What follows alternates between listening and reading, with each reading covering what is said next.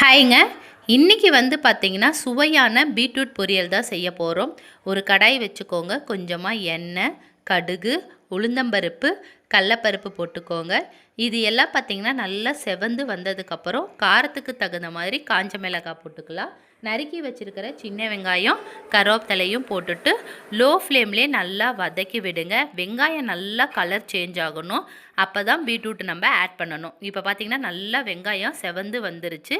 இந்த ஸ்டேஜில் துருவி வைத்திருக்கிற பீட்ரூட்டையும் ஆட் பண்ணிக்கலாம். உங்களுக்கு உப்பு வந்து கொஞ்சமாக போட்டுட்டு நல்லா வதக்கி விடுங்க. பார்த்திங்கன்னா இப்போ வந்து நல்லா பீட்ரூட் வந்து லோ ஃப்ளேம்லேயே வதக்கி விட போகிறோம். ஒரு 5 மினிட்ஸ் மட்டும் தட்டு போட்டு மூடி வைக்க போகிறோம். இப்போ பார்த்திங்கன்னா நம்ம ஒரு 5 மினிட்ஸ் மூடி வச்சாச்சு. இந்த மூடி வைக்கிறதுலேயே காய் வந்து வெந்துடும். இந்த ஸ்டேஜில் வந்து நம்ம துருவி வச்சுருக்கிற தேங்காவையும் போட்டுட்டு நல்லா வதக்கி விட போகிறோம். இப்போ சுவையான டேஸ்டான பீட்ரூட் பொரியல் ரெடி. வீட்டில் ட்ரை பண்ணி பாருங்கள். பாய்.